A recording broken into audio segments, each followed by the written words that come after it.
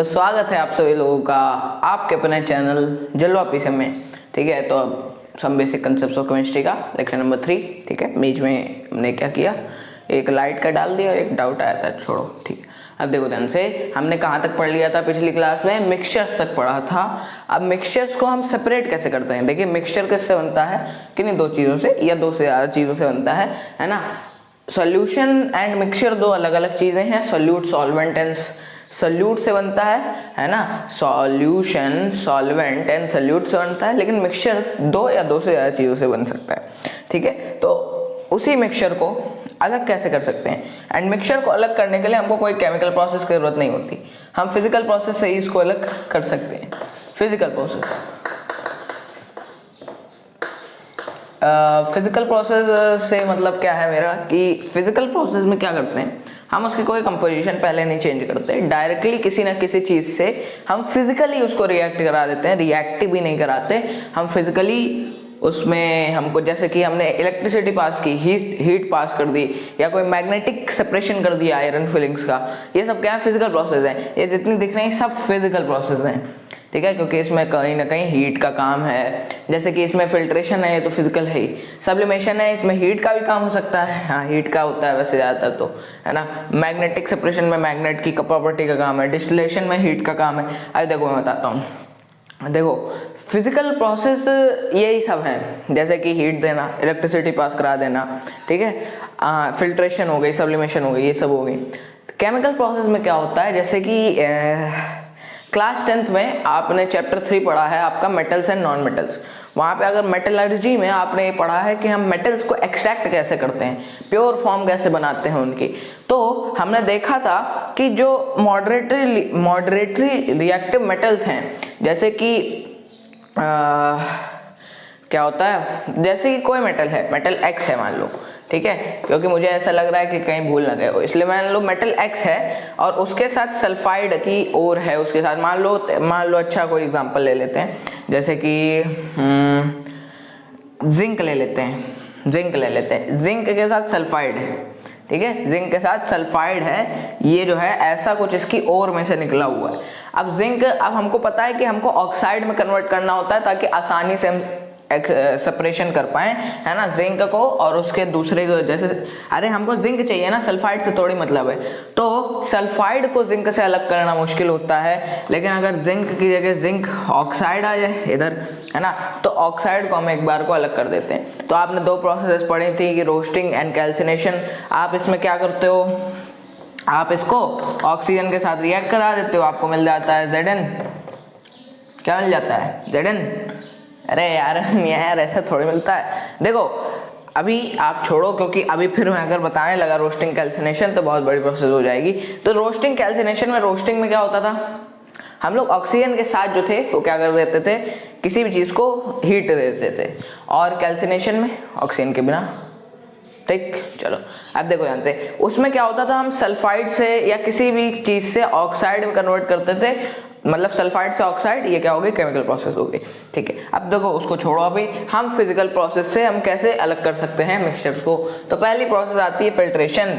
आपने खूब फिल्ट्रेशन किया है, आपने चाय पत्ती छानी है ना चाय से, है ना, ये भी फिल्ट्रेशन है, फिल्टर पेपर की मदद से किया है ना। जैसे कि ये फिल्ट्रेशन कब हो सकती है, जब कोई दो चीज़ें क्या हो, इनसॉल्युबल है, दो में से कोई एक चीज़ दूसरे में इनसॉल्युबल हो।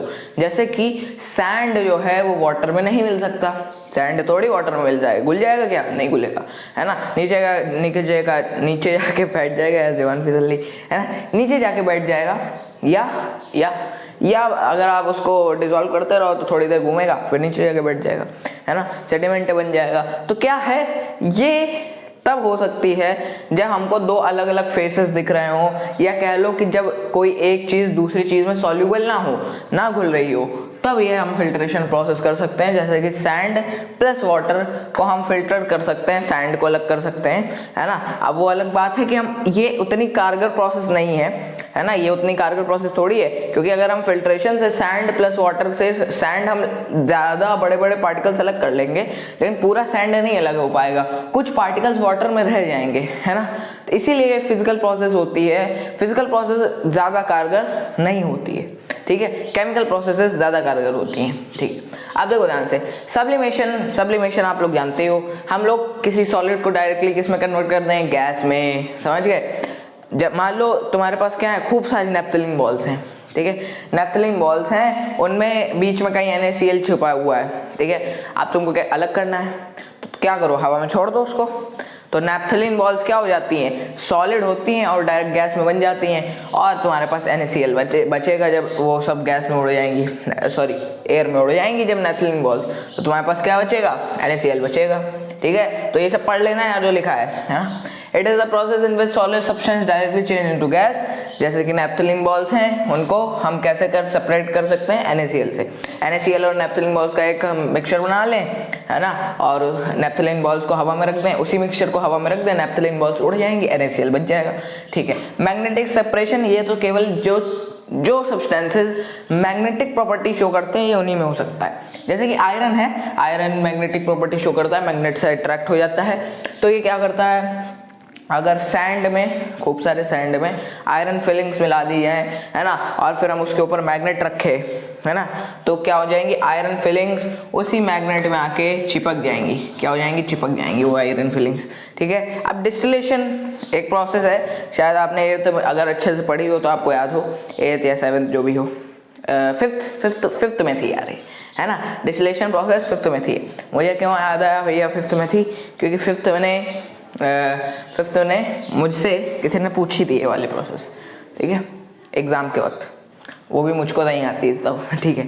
चलो अब ध्यान से देखो, अब देखो ध्यान से, क्या होता है डिस्टिलेशन में, क्या होता है कि हम किसी भी चीज़ को वेपराइज कर देते हैं। अब देखा जाए तो कैसे बताऊं, जैसे कि चलो मैं थोड़ा सा आइडिया दे देता हूं कि मान लो अगर तुम्हारे पास एक कोई कंटेनर है जिसमें सैंड एंड वाटर है, सैंड ऑब्वियसली नीचे जाके बैठ जाएगा एंड वाटर यहाँ तक भरा है, मान लो कंटेनर भी बड़ा आड़ा टेढ़ा है ना, तो सैंड जो है वो नीचे बैठा है और वाटर क्या है वो ऊपर है, ऊपर ऑब्वियसली होगा, है ना, तो ऊपर जो वाटर है, अब आपको चाहिए क्या, प्योर वाटर। अब क्या, हाँ आपके पास अगर फिजिकल प्रोसेस का है तो क्या है फिल्ट्रेशन, आपने फिल्ट्रेशन किया, है ना, फिल्ट्रेशन किया तो भैया कुछ ना कुछ पार्टिकल्स रह गए, फिल्ट्रेशन करने से भी कुछ ना कुछ पार्टिकल रह गए, लेकिन डिस्टिलेशन में बिल्कुल प्योर वाटर मिलेगा आपको, है ना, आपने सुना है ना डिस्टिल्ड वाटर, उसमें कोई मिनरल नहीं होते।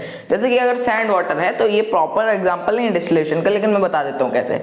अब देखो इसमें क्या होती है, एक ट्यूब कनेक्ट होती है ऐसे करके कुछ, है ना, ट्यूब कनेक्ट होती है इसी में, और इसको कुछ क्लोज कर दो अगर, है ना, तो ये जो ट्यूब कनेक्ट है इसमें हम क्या करते हैं, नीचे से एक आग लगा देते हैं इसमें, है ना, क्या कर देते हैं, आग लगा देते हैं, है ना, ये रहा हमारा बर्नर, ठीक है, हम इसमें आग लगा देते हैं तो इसका अंदर का पानी क्या होगा, इवेपोरेट हो जाएगा।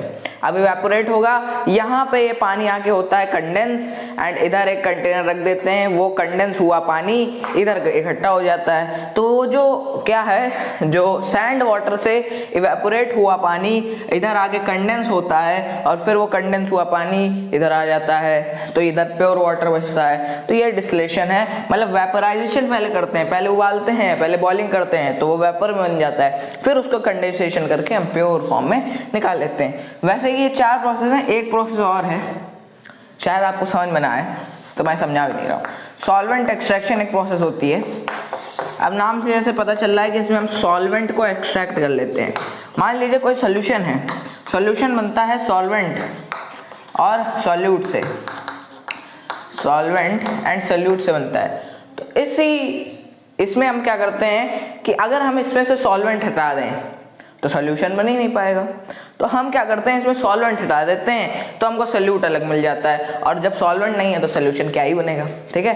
तो ये अभी छोड़ो, हमको आगे पढ़ना है। इस चैप्टर में हमको ऐसी चीज़ें पढ़नी है कि वो तो हम या तो पहले पढ़ चुके हैं, ऐसी चीज़ें पढ़नी है जो कि हम पहले पढ़ चुके हैं या हमको आगे जाके खूब काम आएंगी। तो ऐसा नहीं है कि सब चीज़ें बेसिक ही हैं। अभी देखिए आज इसी वीडियो में हम क्या आएंगे, मेन टॉपिक्स पे आ जाएंगे, जैसे कि लॉज ऑफ केमिकल कॉम्बिनेशन, जो कि आज इस वीडियो में होने वाला है, ठीक है। तो क्या है, ये सब आसान टॉपिक है, ठीक है। चलो ठीक है, कौन कौन सी सेपरेशन टेक्निक है, filtration, sublimation, magnetic separation, distillation, और इसको छोड़ दो, अभी आगे पढ़ेंगे, आगे के चैप्टर में आएगा ही, ठीक है, चिंता मत करना, सब पढ़ाऊंगा। चलो अब देखो ध्यान से, आते हैं भैया, आगे बढ़ते हैं, चलो आते हैं इस पे, एलॉयज पे, ठीक है। तो एलॉयज में क्या होता है, एलॉयज में अभी तक आपने मेटल्स के एलॉयज ही पढ़े हैं, ठीक है, नॉन मेटल के भी एलॉयज होते हैं, ठीक है। तो कॉम्बिनेशन ऑफ टू और मोर मेटल्स, ओके, और नॉन मेटल्स, ये इनको भी एलॉय कह दिया जाता है, ठीक है। एलॉय का मतलब ये नहीं है कि दो मेटल्स को मिला दिया गया। अच्छा, कैसे मिलाया जाता होगा, सोचो, मेटल को देखो कैसे किया जाता है, मिलाया कैसे जाता है, ऐसे कोई इलेक्ट्रिसिटी नहीं पास किया जाती, हीट के द्वारा किया जाता है। हम मेटल्स को उनके मेल्टिंग पॉइंट तक ले जाते हैं, कोई दो मेटल हैं। अच्छा, अभी मैं एग्जांपल बता देता हूँ, फिर मैं बताता हूँ। आपको इतना तो पता है ना कि मेटल्स जो होते हैं वो क्या है, मेटल्स जो होते हैं वो क्या है भाई, अरे मेटल्स जो होते हैं वो कोरोड हो जाते हैं। एलॉयज ज़्यादातर इसलिए बनाए जाते हैं कि वो कोरोड ना हो जल्दी, ठीक है। अब देखो ध्यान से, कॉम्बिनेशन ऑफ टू और मोर मेटल्स और नॉन मेटल्स क्या होता है, एलॉय होता है। अब आपको ये अभी तक पता था कि मेटल्स का कॉम्बिनेशन एलॉय है, आपको नहीं पता था कि एलॉयस कैसे बनते हैं। चलो इसको छोड़ो, अभी बताता हूँ, ठीक है। प्रॉपर्टीज एलॉयस की क्या होती हैं कि ये स्ट्रॉन्गर होते हैं, जिन मेटल से बने हैं उनसे स्ट्रॉन्गर होते हैं। जैसे कि स्टील है, ये आयरन से स्ट्रॉन्गर है, या कह लो, रुक जाओ, स्टील आपको पता नहीं है किससे किससे बनी है, रुक जाओ,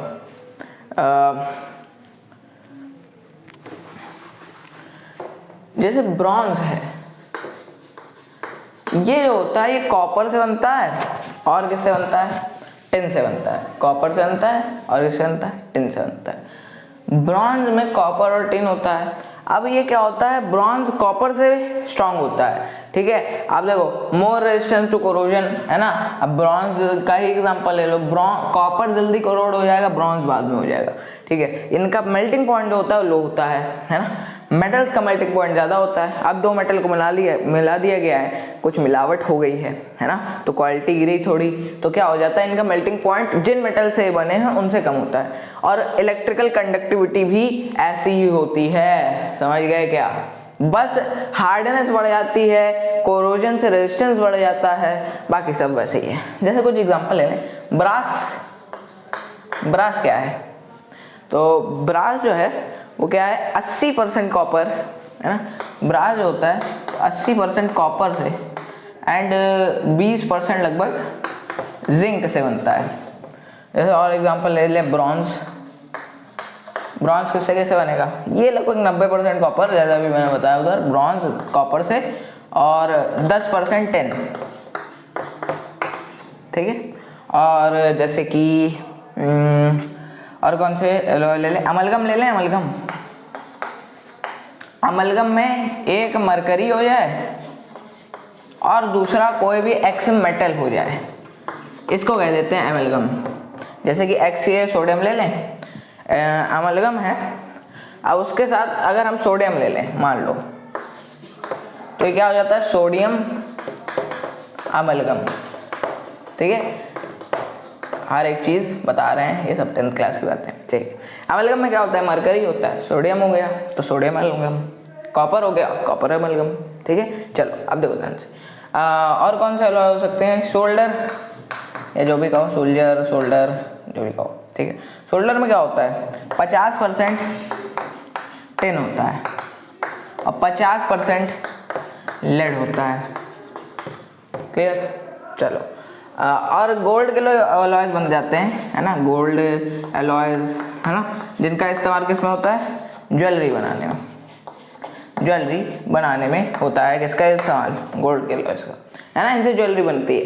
अब देखो गोल्ड के एलॉयज में और क्या, आप प्योर गोल्ड थोड़ी पहनते हो, ठीक है। 24 कैरेट प्योर गोल्ड कहा जाता है ना। आप पहनते हो 22 कैरेट, 20 कैरेट, है ना, ऐसे पहनते हो, ठीक है। तो क्या है, गोल्ड में भी क्या होता है, सिल्वर और कॉपर मिला देंगे तो उनमें क्या हो जाएगा, हार्ड हो जाते हैं। बस हार्ड होने की वजह से ये किया जाता है ना, ठीक है। अब देखो ध्यान से, बनते कैसे हैं एलॉय, ये क्या होते हैं, दो मेटल को किया जाता है, मेटल की बात करते हैं क्योंकि अभी तक आपने मेटल के ही एलॉयज पढ़े, ठीक है। मेटल को किया जाता है मेल्ट, किन्हीं दो मेटल को या जिसका भी एलॉय बनाता है उनको मेल्ट किया जाता है ना, दोनों को मिक्स किया जाता है और क्या एक ही में, देखो जैसे कि जैसे कि इधर ही एग्जाम्पल है, जैसे ब्रास बनाना है, 100 ग्राम ब्रास बनाना है, तो हमने देखा कि ब्रास जो है वो 80% कॉपर से और 20% टिन से, तो हम क्या ले लेंगे कि 80 ग्राम कॉपर ले लें अगर, और 20 ग्राम टिन ले लें, तो ये बन जाएगा। हमको 100 ग्राम बनाना है, हमने 80 ग्राम ये लिया, 20 ग्राम ये लिया। अब हमने क्या किया, इन दोनों को क्या किया, मेल्ट किया, दोनों को एक कंटेनर में डाल लिया और उनको मेल्ट कर दिया। तो क्या हो जाएगा, जब ये सूखेगा, मतलब जब ये क्या हो जाएगा, हार्ड हो जाएगा, मेल्ट होने के बाद जब ये हार्ड हो जाएगा तब बन जाएगा हमारा ब्रास अलॉय। समझ गए, बिल्कुल क्लियर।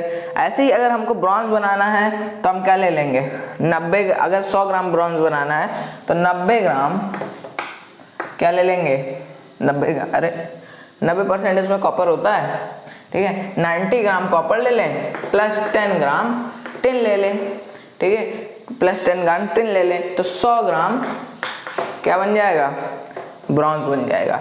ऐसे ही अगर सोल्डर बनाना है ना, तो 50 ग्राम ले लो, 50 ग्राम ये ले लो, 50 ग्राम ये ले लो, 100 ग्राम सोल्डर बन जाएगा, ठीक है। तो इन सबको क्या करते हैं, मेल्ट करते हैं और इनको सूखने के लिए छोड़ देते हैं, मतलब हार्ड होने के लिए छोड़ देते हैं, और क्या हो जाता है, इनका एलॉय बन जाता है। ठीक, चलो प्रॉपर्टीज ये रही, पढ़ लेना, जो जो चीज़ मैं यहाँ लिखा करूँ वो जरूर पढ़ लिया करो, ठीक है। चलो आते हैं इस पे फिजिकल एंड केमिकल चेंजेस पे, ठीक है। तो अब इसके बाद हम क्या करेंगे, हम अपना टॉपिक चालू कर देंगे, लॉज ऑफ केमिकल कॉम्बिनेशन, ठीक है। अब देखो जल्दी से देखो, फिजिकल चेंजेस में क्या होता है, कोई नया सब्सटेंस नहीं बढ़ता है, केवल फिजिकल स्टेट जो है वो बदल जाती है, केमिकल प्रॉपर्टी उसकी नहीं बदलती है। जैसे कि आइस एंड वाटर है, आइस एंड वाटर, आइस भी 100 डिग्री सेल्सियस पे जलेगी, वाटर भी 100 डिग्री सेल्सियस पे जलेगा, भले ही वो किसी स्टेट में हो, आइस में हो या वाटर में हो, दोनों में कोई फर्क नहीं है, है ना। जैसे कि इन सब प्रोसेस के द्वारा फिजिकल चेंजेस की जाते हैं, जैसे मेल्टिंग है, इवेपोरेशन है, और डिस्टिलेशन, इलेक्ट्रिसिटी पास करना, या थर्मल चीज़ पास करना है, मतलब हीट पास करना, ठीक है। तो इसमें क्या होता है कि कोई नया सब्सटेंस नहीं फॉर्म होता है, इन सब प्रोसेस के द्वारा फिजिकल चेंजेस किए जा सकते हैं, और भी सारी प्रोसेसेस हैं, अभी पहले बताएंगे, ठीक है। अब देखो ध्यान से, केमिकल चेंजेस में क्या होता है, नया सब्सटेंस बन जाता है, केमिकल प्रॉपर्टी चेंज हो जाती है, जैसे कि इसमें कुछ प्रोसेसेस हैं, खूब सारी होती हैं, हम यहाँ पे मेन पढ़ रहे हैं, ये चौथी है। चलो कॉम्बिनेशन में क्या है, ये सब पढ़ चुके हो। कॉम्बिनेशन में क्या है, कोई जो से जुड़ा नहीं, Mg प्लस O क्या हो गया, O2 MgO। अब बैलेंसिंग कर लेना भाई, क्या कर लेना, बैलेंसिंग।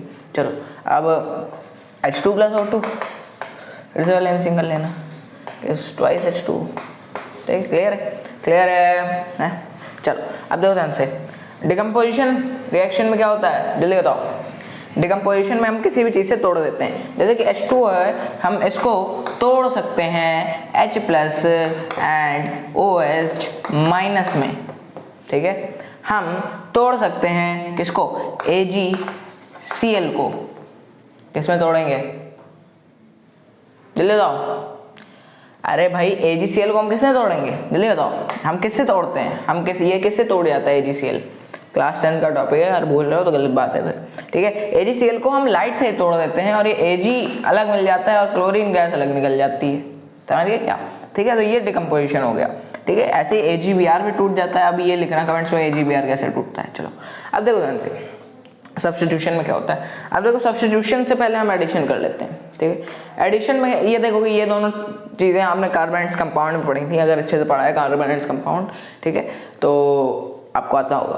तो एडिशन में क्या होता है कि कोई चीज़ आती है, जैसे कि अगर पोटेशियम आयोडाइड है, क्या है, इसमें एक और आयोडीन जोड़ देंगे, ये I2 जोड़ दो, तो KI3 बन जाएगा, ये क्या हो गया, ये कोई चीज़ ऐड हो गई।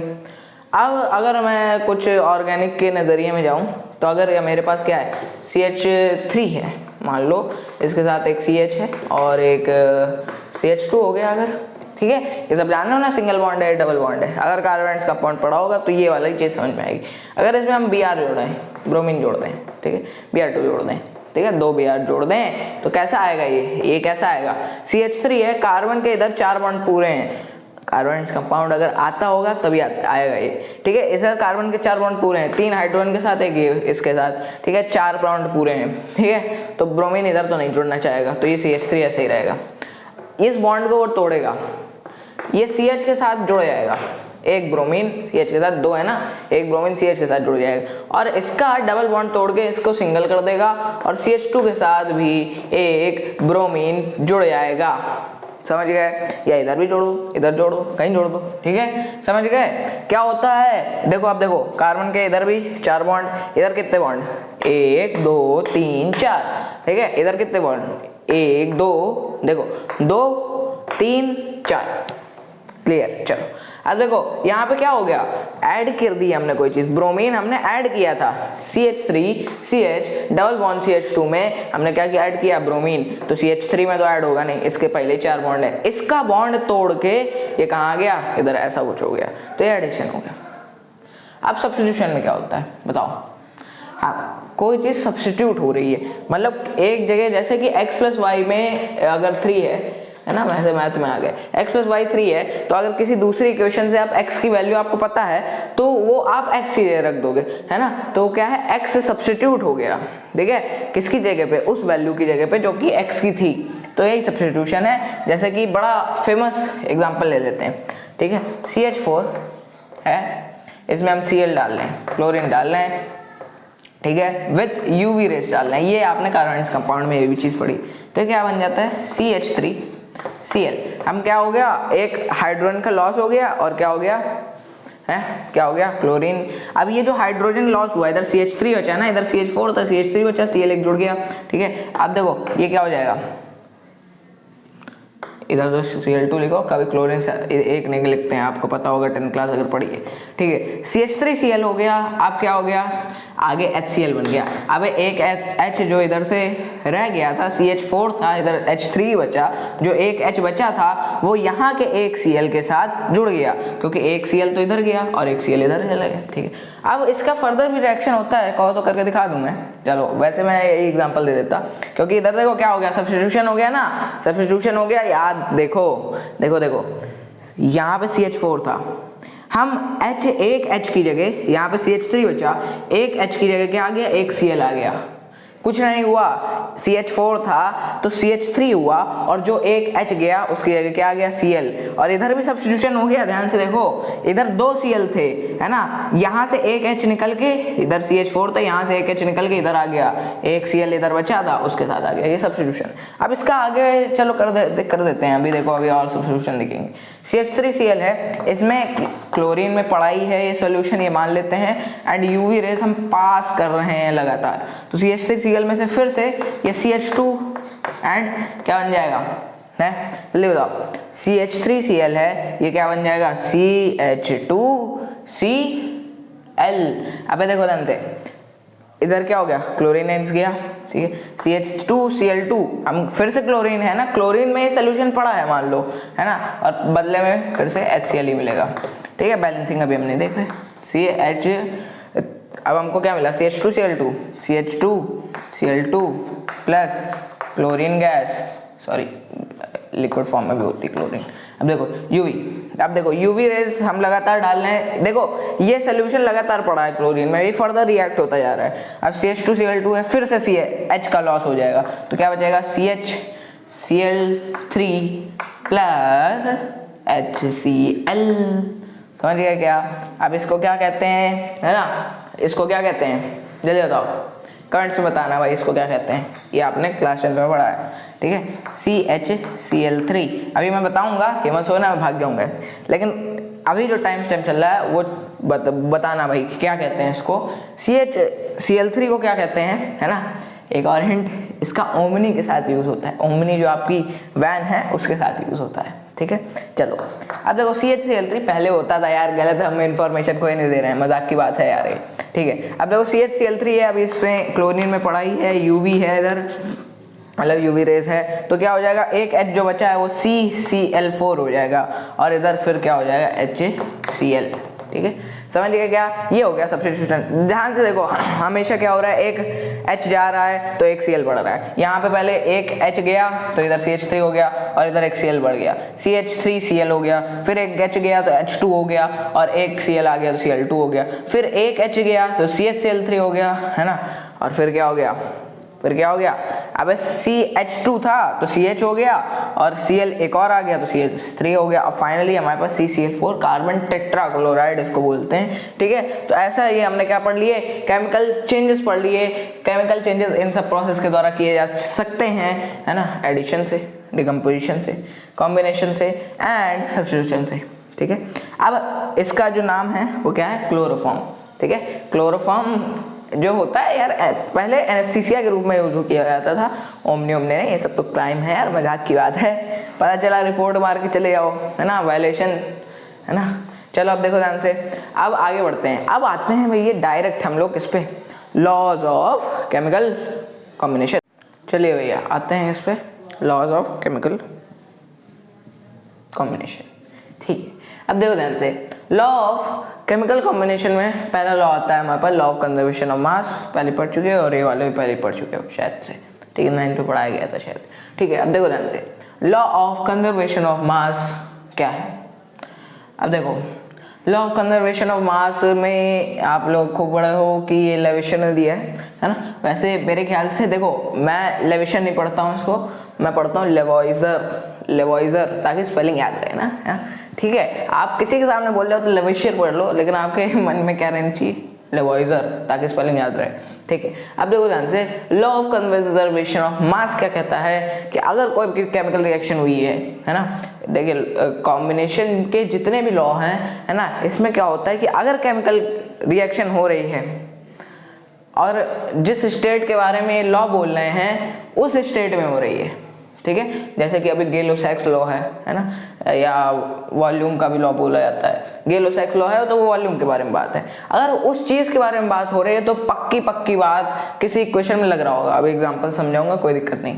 अभी देखो, बोल रहे हैं लॉ ऑफ कंजर्वेशन ऑफ मास, जो कि लेवेशर जी ने फाइंड किया था। इसमें बोलते हैं अगर कोई भी केमिकल रिएक्शन हो रही है तो जो कि टोटल मास जो होगा किसका, रिएक्टेंट्स का, वही इक्वल होगा किसके, टोटल मास ऑफ प्रोडक्ट के।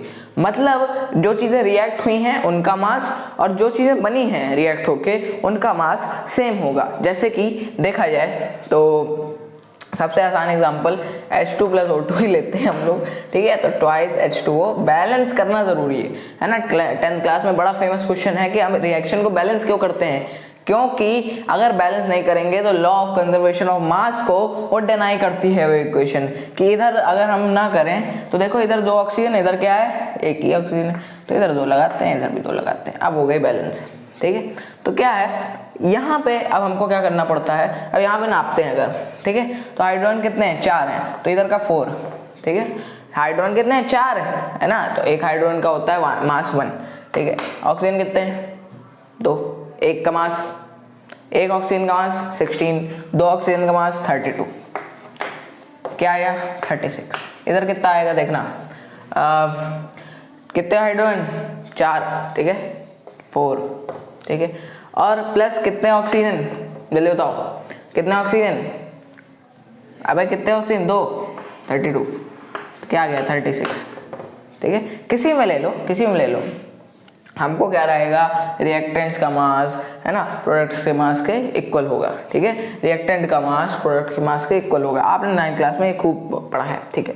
अब लॉ ऑफ डेफिनेट प्रोपोर्शन में क्या है ना, लॉ ऑफ डेफिनेट, अब देखो इसमें क्या है, ये मैंने बताया भी है, फिर से बता देता हूँ। आइंस्टाइन जी ने E = mc² जो दिया था, तो उन्होंने कहा था कि मास जो है वो कभी कभी लॉस हो जाता है, मास जो है वो कभी कभी लॉस हो जाता है। मान लीजिए कोई A + B केमिकल इक्वेशन बोले, A + B कोई केमिकल रिएक्शन हुई, उसमें C + D कोई चीज़ बनी।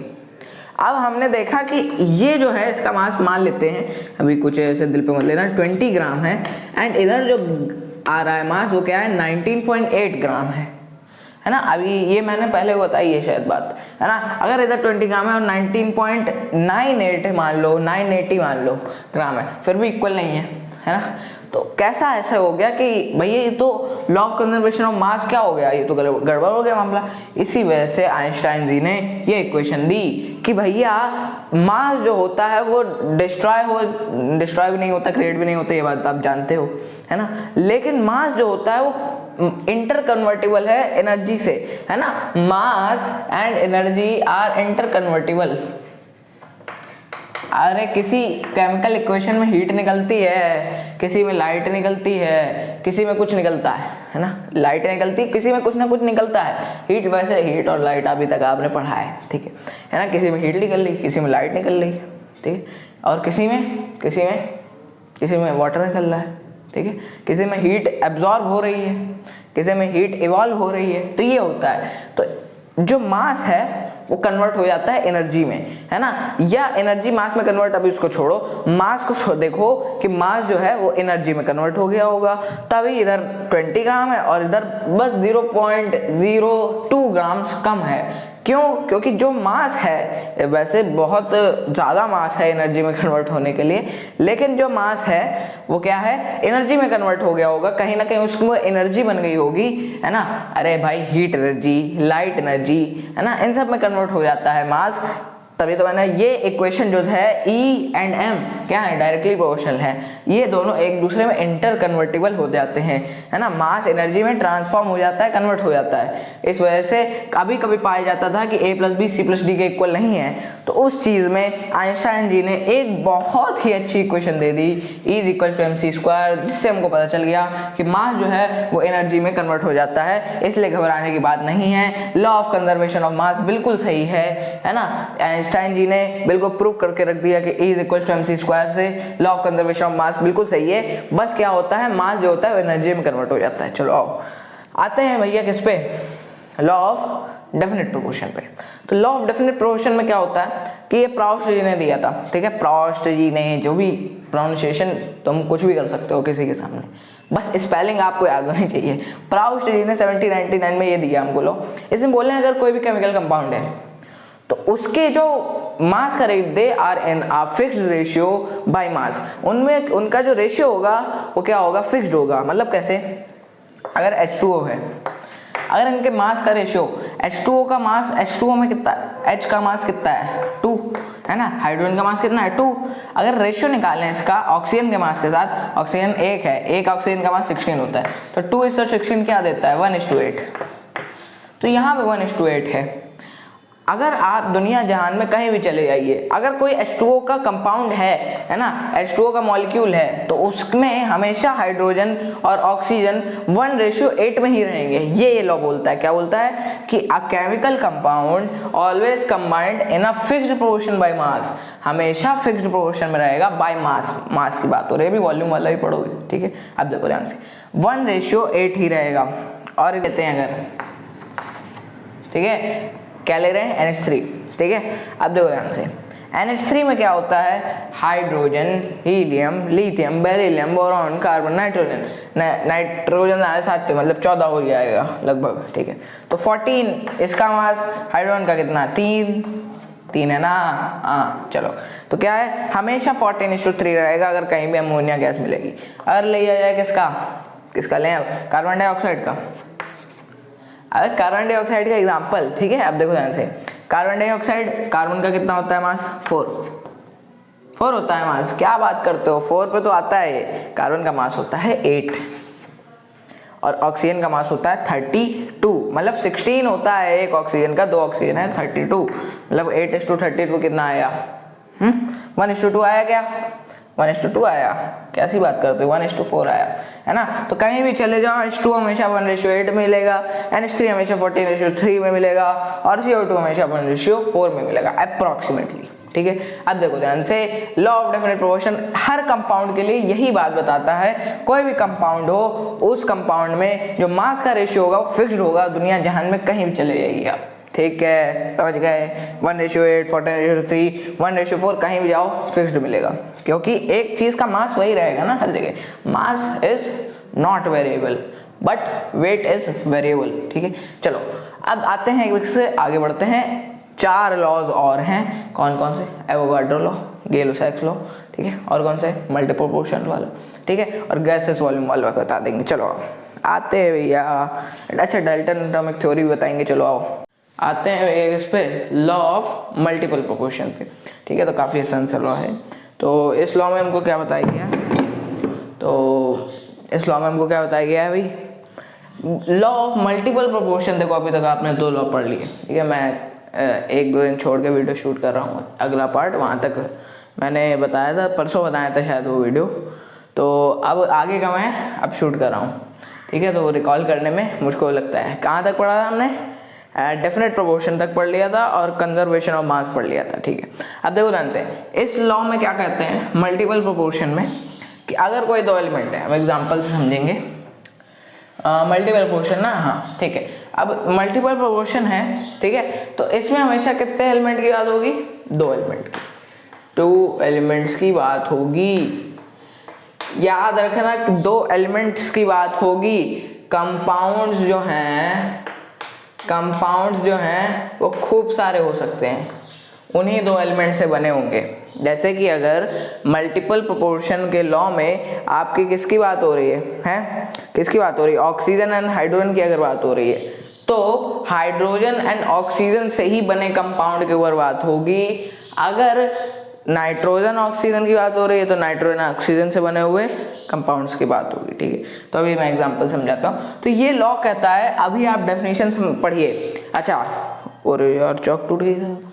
अगर आप अभी डेफिनेशन पढ़ें तो लॉ ऑफ मल्टीपल प्रोपोर्शन की डेफिनेशन क्या कहती है कि अगर कोई भी 2 एलिमेंट्स हैं या एलिमेंट्स मिलके कोई कंपाउंड बना रहे हैं, तो अगर आप किसी एक एलिमेंट के मास को फिक्स्ड कर दें तो दूसरे एलिमेंट के जो मास आएंगे अलग अलग कंपाउंड में, वो एक सिंपल रेशियो में हो गया। अभी देखो समझ में नहीं आई ना, इधर भी पढ़ के देखोगे नहीं समझ में आएगी। आप देखो एग्जांपल देखोगे पहले, फिर समझ में आ जाएगी, ठीक है। एक second, let me check. Okay, एक सेकंड, मुझे लगा किसी ने गेट नॉक किया। चलो अब देखो ध्यान से, एक एग्जांपल लेते हैं हम, हाइड्रोजन ऑक्सीजन का ले लें, H2 एंड O2 का ले लेते हैं। हाइड्रोजन और ऑक्सीजन कितने कंपाउंड बनाते हैं, एक तो अच्छा हम 2 की बात करते हैं, अभी अलग अलग की बात ही करेंगे। एक H2 आप बनाते हैं, है ना, हाइड्रोजन और ऑक्सीजन मिलकर क्या बनाते हैं, H2O बनाते हैं। अच्छा, H2 O2 भी तो बनाते हैं, है ना, H2O2 बनाते हैं। अब ये जो 2 कंपाउंड बनाते हैं, अब इसमें हम देख रहे हैं कि हाइड्रोजन का मास इधर फिक्स्ड है, इधर भी 2 है, इधर भी 2 है। ऑक्सीजन का मास वेरिएबल है, इधर ऑक्सीजन 1 है, इधर 2 है। मास की भी बात नहीं कर रहा हूँ, केवल मोल की बात कर रहा हूँ। इधर 1 है, इधर 2 है, तो ऑब्वियसली 1 और 2 है तो मास भी अलग अलग होगा। तो मतलब क्या है, देखो अब एक कॉलम में बना रहा हूँ मास का, ठीक है, किसका बना रहा हूँ, मास का, ठीक है। अब देखो यहाँ पे मास हाइड्रोजन का लिखूंगा एक जगह, और एक जगह मास ऑक्सीजन का लिखूंगा। अब इधर देखो, इधर मास कितना है, हाइड्रोजन का 2 है, और इधर भी 2 है। ध्यान से देखो, इधर 2 है, इधर भी 2 है। ऑक्सीजन के एक मॉलिक्यूल का मास होता है, मॉलिक्यूल नहीं है, एटम कह लो, 16, ठीक है ना। 1 है तो 16, 2 है तो 32, ठीक है। तो यहाँ पे आप देखो कि जब हम किसी एक एलिमेंट के मास को फिक्स कर देते हैं तो दूसरे एलिमेंट का जो मास होता है उसका जो रेशियो होता है, मतलब दूसरा एलिमेंट कौन है यहाँ पे, एक तो हो गया फिक्स वाला और एक दूसरा, हमने बताया ना यहाँ पे केवल 2 एलिमेंट की बात होगी। कंपाउंड आप खूब सारे बना सकते हो, ये सब कंपाउंड्स हैं, खूब सारे बना लो, लेकिन बात केवल किसकी होगी, हाइड्रोजन ऑक्सीजन की, या कोई भी 2 एलिमेंट की बात होगी। तो अगर हम किसी एक एलिमेंट के मास को फिक्स कर दें तो दूसरे एलिमेंट का जो रेशियो आएगा, है ना, जैसे कि इस कंपाउंड में 16 है और इस कंपाउंड में 32 है, ये तो फिक्स हो गया ना, इसको छोड़ो, ये फिक्स कर दिया हमारे, इसका काम खत्म, है ना। तो दूसरे एलिमेंट का जो रेशियो आएगा वो एक होल नंबर, सिंपल रेशियो आएगा, ऐसा लॉ कहता है ये, ठीक है। जैसे 1:2 आ गया। अब अगर यहाँ पे सोचो ऐसा कोई कंपाउंड नहीं बनाते हैं हाइड्रोजन ऑक्सीजन। अगर मान लो यहाँ पे क्या होता, सोचो अगर यहाँ पे हाइड्रोजन 1 होता, ठीक है, हाइड्रोजन मान लो 1 होता, तो अब आपको फिक्स हाइड्रोजन अगर करना है, आपके मन में है कि हम हाइड्रोजन फिक्स करें, है ना, हाइड्रोजन फिक्स करें। अब अगर आपको क्या करना है, हाइड्रोजन फिक्स करना है, लेकिन हमको इधर देख रहा है 2 है, इधर 1 है, तो भैया फिक्स कैसे किए है, तो आपको क्या करना पड़ता है, इसमें 2 का मल्टीप्लाई करना पड़ता है, इधर भी 2 का कर दो भाई, फिर अगर इधर होगा तो इधर भी होगा। एक एग्जांपल लेंगे अभी, चलो इसके बाद, चलो अभी 2 ही एग्जांपल लेते हैं। पहले तो बिना आसानी से जो आसानी से फिक्स हो जाए उनका ही लेंगे अभी। तो इधर 2 है, समझ गया ना, तो 1:2 इज अ सिंपल रेशियो। भूल गया दूसरा एग्जांपल बताना। चलो इधर देखो एग्जांपल 2 एक और ले लेते हैं, किसका ले लें, ऑक्सीजन नाइट्रोजन का ले लेते हैं। नाइट्रोजन एंड ऑक्सीजन ले लेते हैं, तो क्या एलिमेंट ले लेते हैं। अब नाइट्रोजन और ऑक्सीजन मिलकर क्या बनाएंगे, हमको ऐसे कंपाउंड लेने हैं। अभी देखो मैं फिक्स करना भी बताऊंगा कि फिक्स अगर किसी को करना है कैसे करोगे, ठीक है, वैसे आप जानते होंगे, लेकिन हम अभी फिक्स्ड कंपाउंड ले रहे हैं जो पहले से फिक्स है, जिसमें किसी एक एलिमेंट का मास, जैसे इधर हाइड्रोजन फिक्स था पहले से, ऐसे इधर भी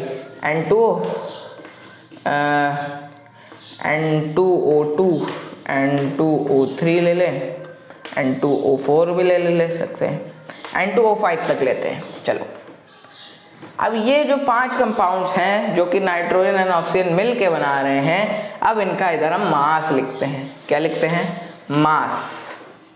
इधर नाइट्रोजन का लिखेंगे मास, इधर ऑक्सीजन का लिखेंगे। अब देखो नाइट्रोजन फिक्स है पहले से, एक नाइट्रोजन कितना होता है, एक नाइट्रोजन होता है 14 मास, तो इधर 2 हैं, है ना। एक नाइट्रोजन कितना मास होता है जल्दी होता है, एक नाइट्रोजन 14 होता है, 2 हैं 28, ठीक है, इधर भी 28, तो इधर भी 2 हैं, इधर भी 28 है यार। तो यहाँ पे देखो हमारा नाइट्रोजन तो हो गया फिक्स। अब दूसरा कौन सा आया है, ऑक्सीजन, इधर 2 है, एक ऑक्सीजन 16 मास होता है, तो इधर 16 × 2 है, 2 हैं ऑक्सीजन ना, तो 32, इधर 3 है, कितना हो गया 48, इधर 4 हैं, कितना हो गया 64, इधर 5 हैं, कितना हो गया 80, ठीक है।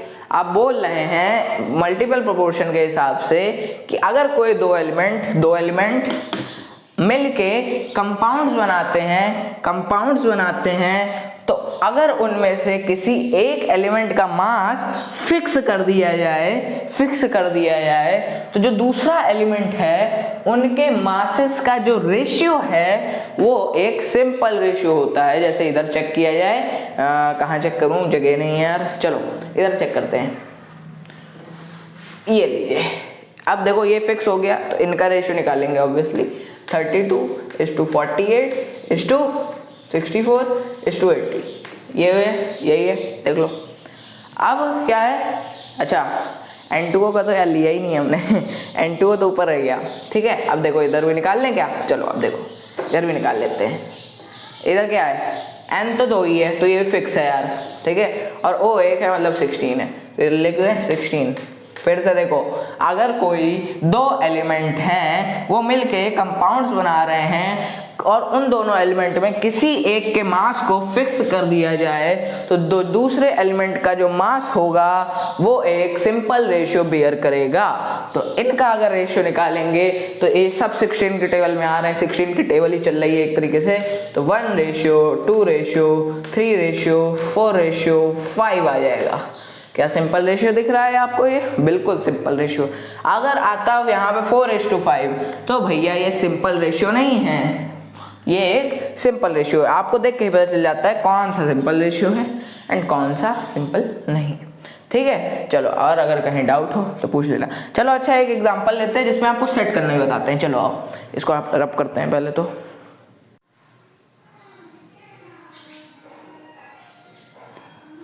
आओ भैया, इसी में थोड़ा सा मैं बता देता हूँ आपको कि अगर फिक्स करना हो कहाँ चौक चली जाती है।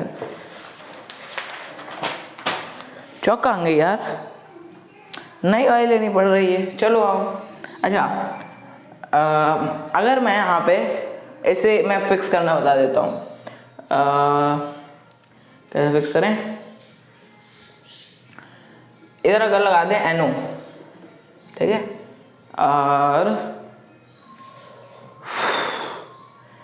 इधर अगर हम लगा देंगे NO2। अब देखो अब मैं फिक्स करना बता रहा हूँ, मैं रेशियो ये रखूँगा, अभी देखना मैजिक।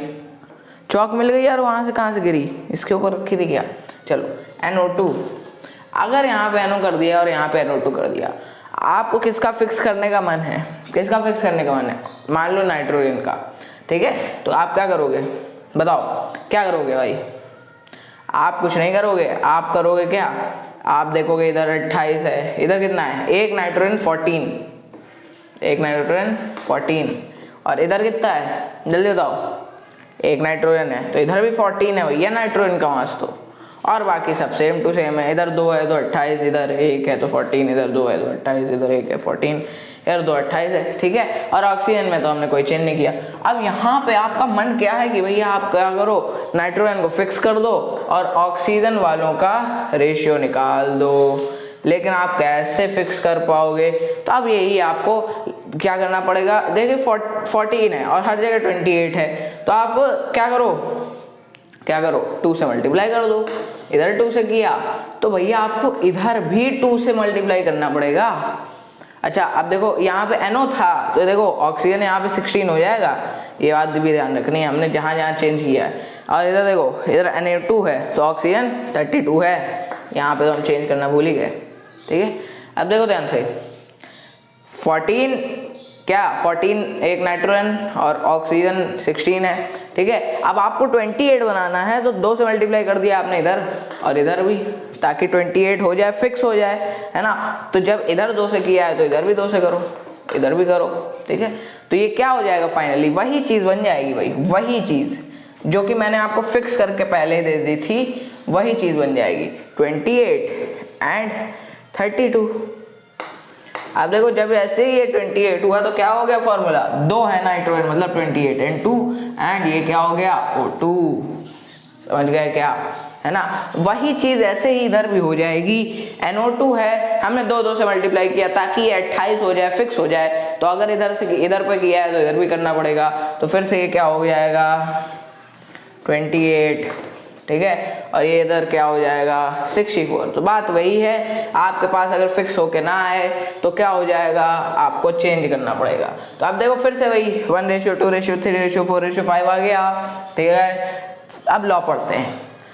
ये डाल्टन जी ने, ये बात तुम्हें बताई नहीं, ये डाल्टन जी ने 1808 में, ये 9 लग रहा है क्या, 1808 में डाल्टन जी ने इस लॉ को बताया।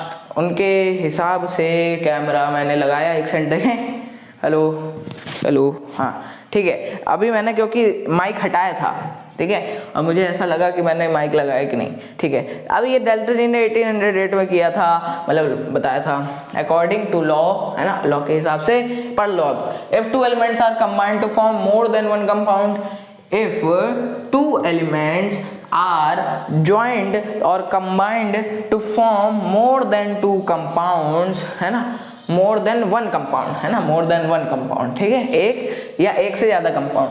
और देखो ध्यान से इधर केवल 2 एलिमेंट्स हैं। अब उन 2 एलिमेंट से more than 1 कंपाउंड मतलब उससे खूब सारे कंपाउंड बनवा सकते हो। एलिमेंट 2 रहेंगे, कंपाउंड खूब सारे हो सकते हैं, ये बात ध्यान रखना, कंफ्यूज मत होना, ठीक है।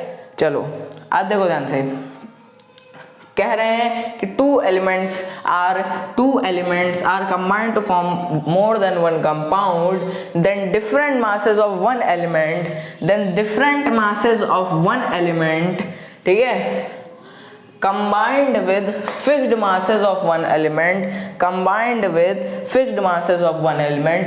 when different masses of one element, ये किसके मास है, ऑक्सीजन के, is combined with fixed mass of other element, है ना, तो क्या हो जाएगा, bear a simple ratio to other, क्या होगा, bear a simple ratio, है ना, या लिखा रहता है कहीं कहीं bear a whole number ratio, whole number होना चाहिए, है ना, होल नंबर रेशियो बियर करते हैं, समझ गए क्या। एक को फिक्स करिए, दूसरे का रेशियो निकालिए, वो simple ratio whole number ratio में आ जाएगा। एंड यही आपका क्या है, law of multiple proportion, law of constant proportion की तरफ चलते हैं। सॉरी कांस्टेंट प्रोपोर्शन पढ़ चुके, रेसिप्रोकल प्रोपोर्शन पढ़ा देते हैं। चलिए आते हैं लॉ ऑफ रेसिप्रोकल प्रोपोर्शन। आओ लॉ ऑफ रेसिप्रोकल प्रोपोर्शन पे, ठीक है। ये मेरे ख्याल से यही एक वो लॉ है जो लोगों को समझ में नहीं आता है ना। तो ये लॉ क्यों नहीं समझ में आता है, क्योंकि जैसे इस लॉ की लैंग्वेज, मैं अपना बता रहा हूँ, मैंने पहली बार पढ़ा था, मुझको नहीं समझ में आया था। 2-3 बुक बदल के देखी थी, किसी में नहीं समझ में आया, एग्जाम्पल्स खूब देखे, नहीं समझ में आया था। फिर धीरे धीरे बहुत बार पढ़ा, फिर आ गया, ठीक है। अब देखो ध्यान से, लॉ ऑफ रेसिप्रोकल प्रोपोर्शन, सबसे पहले आप तो एग्जांपल देखो किसी भी चीज़ के, तभी आपको लॉ समझ में आएंगे। अब जैसे कि लॉ ऑफ कंजर्वेशन ऑफ मास या लॉ ऑफ कांस्टेंट प्रोपोर्शन, ये सब आप पहले पढ़ चुके थे, इस वजह से आपको तुरंत समझ में आ गए। अब इसीलिए लॉ ऑफ रेसिप्रोकल प्रोपोर्शन और लॉ ऑफ मल्टीपल प्रोपोर्शन जो भी आपने पहले पढ़ा, वो मैंने दोनों अलग अलग बताए थे, ठीक है। अब देखो ध्यान से, इसमें हमेशा 3 एलिमेंट की बात होगी, ठीक है, ठीक है। इसमें 3 एलिमेंट की बात होगी और वो कंपाउंड बना रहे हैं, ठीक है। अब देखो मान लेते हैं हम एक Na ले लें, H ले लें, एक Cl ले लें। अब कुछ डायग्राम देखो जैसे किताबों में बना रहता है, वो मैं समझाऊंगा अपने तरीके से, डायग्राम किताबों का बना देता हूँ, ठीक है। H Na के साथ क्या बनाएगा और किसके साथ क्या कहते हैं, Cl के साथ क्या बनाएगा भाई ये। अब देखो Na और H मिला के बनाते हैं NaH, H और Cl बना के बनाते हैं HCl, और Na और Cl बन के मिलते हैं NaCl। तो यहाँ पे बोलता है कि अगर कोई 3 चीज़ें हैं, कोई 3 एलिमेंट्स हैं, यहाँ पे कौन 3 एलिमेंट है, NaH और Cl। तो अगर वो 3 एलिमेंट में से कोई एक एलिमेंट का मास फिक्स्ड है, जैसे कि यहाँ पे हाइड्रोजन का मास फिक्स्ड है, दो एलिमेंट में आ रहा है और इसका मास फिक्स्ड है, तो बोलता है लॉ ऑफ रेसिप्रोकल प्रोपोर्शन कि अगर उसमें कोई एलिमेंट है जिसका मास फिक्स्ड है, जैसे कि हाइड्रोजन है यहाँ पे, तो वो हाइड्रोजन का मास फिक्स करके जो बाकी के एलिमेंट हैं उनका रेशियो निकाल लो। देखो मतलब क्या है, देखो चिंता मत करो, यहाँ पे हाइड्रोजन का मास फिक्स है, अब हम रेशियो किसका निकालेंगे, Na का और Cl का, ठीक है, Na का और Cl का। ये क्या हो जाएगा, Na एक है, एक Na का होता है 23, ठीक है मास, और Cl का कितना होता है 35.5। ये आया उनका रेशियो 23 और 35.5, ठीक है। अब ऐसे ही बोल रहे हैं कि अब जिन लोगों का तुमने रेशियो निकाला है, अगर वो दोनों आपस में मिलके कोई कंपाउंड बना रहे हैं, हमने जिन दोनों का रेशियो निकाला है वो दोनों अगर आपस में मिलके कोई कंपाउंड बना रहे हैं, जैसे कि यहाँ पे जिन दोनों का मतलब NaCl, Na और Cl का हमने जिनका रेशियो निकाला है वो मिलके एक कंपाउंड बना रहे हैं NaCl। अब वो NaCl में भी उतना ही या इक्विवेलेंट उसके रेशियो होगा। इसका मतलब कहने का है कि ये जो रेशियो है या तो ये इस रेशियो के इक्वल आएगा या इक्विवेलेंट आएगा। देखो अभी देखो, अब NaCl में भी Na डिवाइडेड बाय Cl का रेशियो या Na रेशियो Cl का रेशियो निकालेंगे। Na इधर एक है 23 एंड इधर 35.5। अब देखो ध्यान से, इक्वल आ गया क्या है। अब देखो समझो, अगर मान लो कहीं कोई हमने 3 चीज़ें ली हैं और एक जगह से 1/2 आ जाए और दूसरी जगह से 1/4 आ जाए, तो अगर 1:2 आए कहीं और एक जगह 1:4 आ जाए किन्हीं भी चीज़ों में, तो ऐसे रेशियोज को हम इक्विवेलेंट रेशियो कह देते हैं। यहाँ पे हमेशा नहीं होगा कि इक्वल हो जाए, जैसे कि यहाँ पे तो इक्वल मिल गया, लेकिन हमेशा नहीं होगा। जैसे कि अगर अभी चलो ऐसा H2 ले लेंगे, अभी S ले लेंगे और ऑक्सीजन ले लेंगे, ठीक है। अब देखो ध्यान से, यहाँ पे हमेशा नहीं होगा। अगर 1:2 है 1:4 है तो ये इक्विवेलेंट रेशियो है। क्यों, 1/2 में जब 1/2 का मल्टीप्लाई कराया गया होगा तभी तो 1/4 आया होगा। चिंता मत करना, इक्विवेलेंट रेशियो वो होते हैं, आपने क्लास 6 में 7th में 5th में ऐसे ही पढ़े होंगे, ठीक है। इक्विवेलेंट रेशियोज क्या होते हैं, अब देखो ध्यान से, बेसिक है, इसी वजह से चैप्टर का नाम ही है बेसिक कंसेप्ट्स ऑफ केमिस्ट्री। अभी एक और एग्जाम्पल, फिर उसके बाद आपको समझ में आ जाएगा। H2S और O ये मिलके क्या बनाते हैं, देखो बिल्कुल चिंता करने की कोई बात नहीं है, अभी समझ में आता है, अभी समझ में आएगा। मल्टीपल प्रोपोर्शन समझ में आया अगर तो ये भी समझ में आएगा। H2 है, अरे यार H लिखो तुम डायरेक्ट, H है, इधर S लिख दें और इधर O लिख दें। HS के साथ क्या बनाता है, H2S बनाता है। HO के साथ क्या बनाता है, H2O बनाता है। और S और O मिलके जो S जो कि इसके साथ मिलके ये बना रहा था, O जो इसके साथ ये मिलके बना रहा था, वो दोनों आपस में क्या बना रहे हैं, SO2 बनाते हैं। अब यही SO2 अब बोल रहा है कि अगर ऐसे कोई 3 एलिमेंट दिख जाए जिसमें कि 3 एलिमेंट दिख जाए जिसमें कि क्या हो, कोई एलिमेंट हो जिसका मास क्या हो, फिक्स्ड। यहाँ पे हाइड्रोजन है फिक्स्ड, है ना, यहाँ पे हाइड्रोजन क्या है, फिक्स्ड है, इधर एक हाइड्रोजन इधर एक हाइड्रोजन, 1 1 मास है इसका, ठीक है। तो जो बाकी के कंपाउंड है, जैसे कि हाइड्रोजन फिक्स हो गया, तो जो बाकी के हैं मतलब S और O, तो S और O का जो रेशियो होगा, S और O का, यहाँ पे S1 O1, S1 कितना होता है, एक S का वजन कितना होता है 32 ग्राम, और एक O का वजन कितना होता है 16 ग्राम्स, तो कितना आ गया 2:1 है, 2:1 आ गया।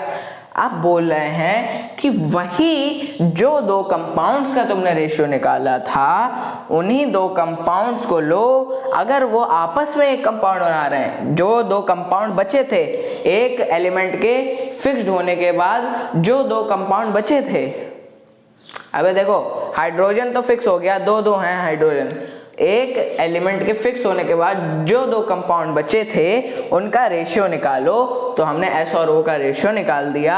अब वही 2 कंपाउंड अगर आपस में कोई बना रहे हो कंपाउंड, जैसे कि S और O थे, तो S और O मिलके SO2 बना रहे हैं, तो SO2 में भी जो कंपाउंड वो दोनों मिलके बना रहे हैं उसमें भी वैसा ही रेशियो होगा या वही रेशियो होगा, वैसा ही होगा या वही होगा, या सिंपल रेशियो होगा। अब देखो यहाँ पे SO2 में S है और O, यहाँ पे SO2 का अगर रेशियो निकालें तो देखो S1 है मतलब 32 और O2 है मतलब 32, क्या आ गया 1:1। अब यही मैंने ये केस है कि यहाँ पे क्या हो गया है कि रेशियो तो इक्वल नहीं आ रहा है, लेकिन इक्विवेलेंट जरूर आ रहा है, इक्विवेलेंट रेशियो है इधर। मतलब क्या है कि इधर 2:1 है, अब 2 है और इधर 1 है, अब इसमें 2 का मल्टीप्लाई कर दो वही रेशियो आ जाएगा। ये इक्विवेलेंट रेशियो है, मतलब किसी एक चीज का मल्टीप्लाई करने पर वही रेशियो अगर आ जाए तो वो होते हैं इक्विवेलेंट रेशियो। सिंपल रेशियो का मल्टीप्लाई किया जाता है, ठीक है। तो अब देखो ध्यान से, फिर से समझ लो, अब डेफिनेशन पहले पढ़ते हैं, समझ में आता है, अभी रुक जाओ। देखो गिवन बाई, हाँ रिचर्ड जी ने दिया था, रिचर्ड जी यार कोई ऐसी नहीं है, RI कैपिटल लिखो यार, ठीक है। रिचर्ड ने 1794 में दिया था। चलो आप पढ़ो, when definite mass या definite mass of one element A, है ना, कोई एक एलिमेंट A है, combines with 2 other element, वो किसी 2 और एलिमेंट के साथ कंबाइन हो रहा है। जैसे कि हाइड्रोजन यहाँ पे Na के साथ भी कंबाइंड हो रहा है और Cl के साथ भी कंबाइंड हो रहा है ना। कोई element A combined with 2 other elements B and C, ठीक है, B एंड C कोई 2 एलिमेंट हैं उनके साथ कंबाइन हो रहा है, ठीक है। तो आप इसको मान लो A, इसको मान लो B, इसको मान लो C, ठीक है।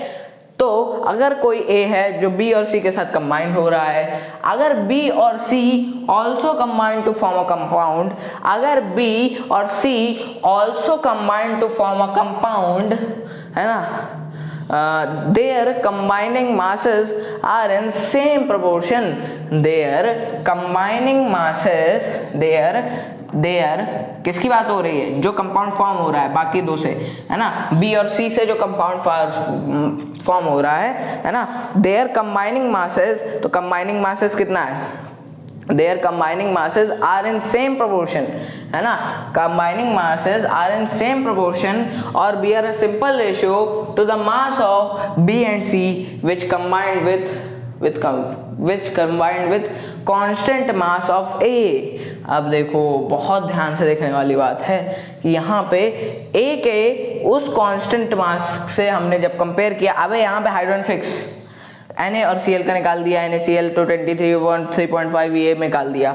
अब Na और Cl खुद भी एक बना रहे हैं तो उसमें भी 23.35.5 आ गया।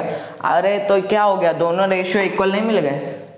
तो यही ये लॉ कह रहा है कि अगर कोई कंपाउंड A है वो B और C के साथ कंबाइंड हो रहा है, B और C आपस में भी एक कंपाउंड बना रहे हैं, तो उस कंपाउंड का जो रेशियो होगा वो सिमिलर होगा या इक्विवेलेंट होगा या इक्वल ही हो जाएगा किसके साथ, जो फिक्स्ड वाले के साथ रेशियो बना रहे हैं। फिक्स्ड वाला कौन है, हाइड्रोजन, हाइड्रोजन इधर फिक्स है, Na और Cl इसके साथ हैं, उनका जो रेशियो है वो इसके इक्विवेलेंट होगा या सिंपल रेशियो में होगा या इक्वल ही हो जाएगा, जैसे यहाँ पे इक्वल है और यहाँ पे क्या है, इक्विवेलेंट है, 2:1 है, इधर 1:1 है। फिर से देखो, हाइड्रोजन S और O के साथ ये बनाता है ना, और S और O आपस में मिलकर SO2 बनाते हैं, तो हाइड्रोजन यहाँ पे फिक्स्ड है। अब हाइड्रोजन जब फिक्स्ड है तो इसके अलावा बचे S और O। अब इन्हीं S और O का हम रेशियो निकाल दिए। अब S और O का जब हमने रेशियो निकाला है तो इधर S 1 है, इधर O 1 है, तो 2:1 आ गया। अब वही S और O जो बचे थे फिक्स्ड होने के बाद हाइड्रोजन के, उन्हीं S और O से हमने एक रेशियो निकाला, तो वो आ गया क्या, यहाँ पे निकाला ना SO2, क्या है 1:1 आ गया। तो बस यही है, क्या आ गया, इक्विवेलेंट रेशियो। तो यही तो मल्टीपल प्रोपोर्शनल का लॉ कहता है कि या तो वो इक्वल आ जाएंगे या इक्विवेलेंट आ जाएंगे। ठीक है, चलिए अगर कोई भी डाउट हो तो पूछ लीजिएगा।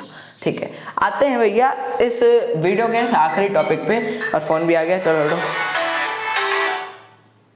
चलिए गे-लुसाक्स-जी का लॉ देख लेते हैं। इसको लॉ ऑफ गैसेस वॉल्यूम भी कहते हैं। ठीक है, अब एवोगाड्रो जी का जो लॉ है, ये जो वीडियो है, ये मैं दूसरी बार, ये जो पार्ट है ये मैं दूसरी बार वो कर रहा हूँ, क्या शूट कर रहा हूँ।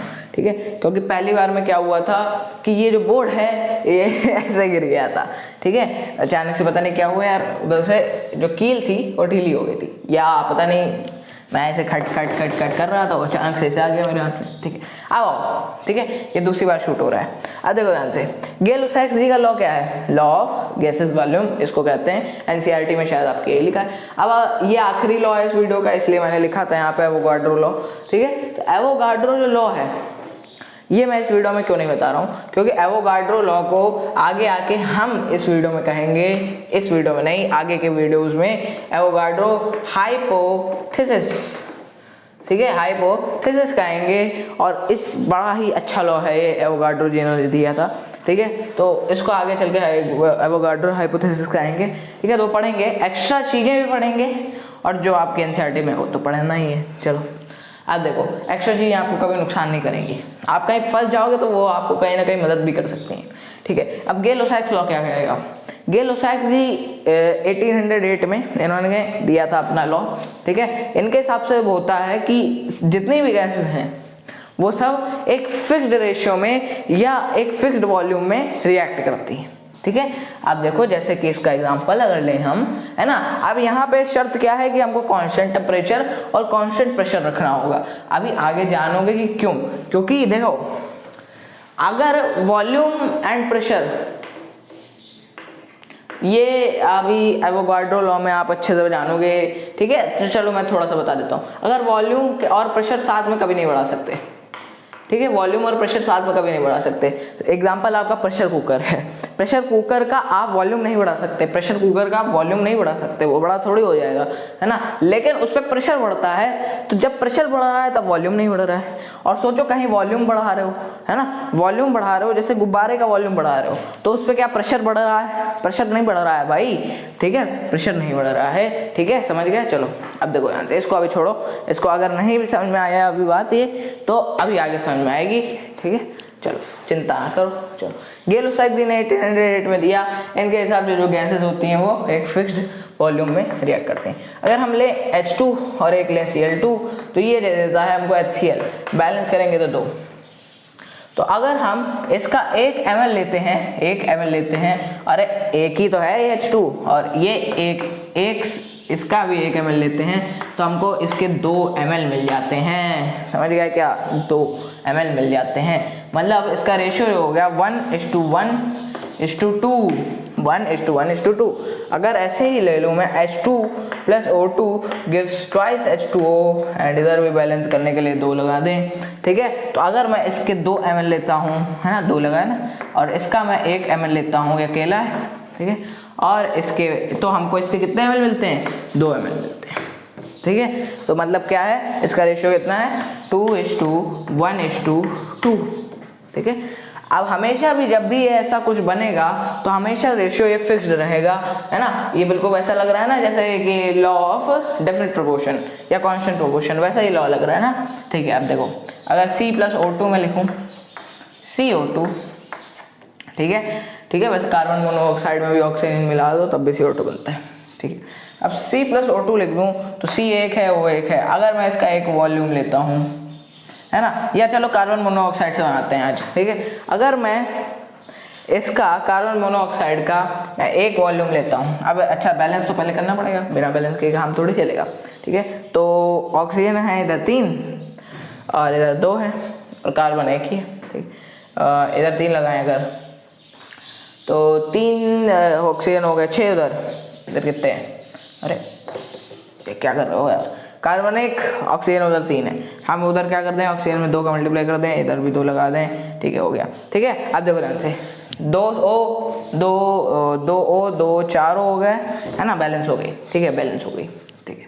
अब देखो ध्यान से अगर मैं इसका लेता हूँ 2 वॉल्यूम, है ना, या वॉल्यूम कह लो या 2 ml कह लो, कोई भी वॉल्यूम ले लो, वॉल्यूम की कोई भी क्वांटिटी यूनिट ले सकते हो, लीटर ले सकते हो, मिलीलीटर ले लिया हमने, ठीक है। 2 ml अगर इसके लूँ और 1 ml अगर इसका लूँ तो हमको बदले में 2 ml ये CO2 के दे देगा, ठीक है। मतलब इसका रेशियो कितना हो गया 2:1:2, समझ गए क्या। तो ये है हमारा क्या गे-लुसाक्स लॉ। तो इसी के साथ ये वीडियो हम समाप्त करते हैं, आपसे मिलते हैं अगले वीडियो में, तब तक के लिए बाय बाय, टाटा और आपकी भाषा में जो भी कहते हो, ठीक है, चलिए बाय बाय।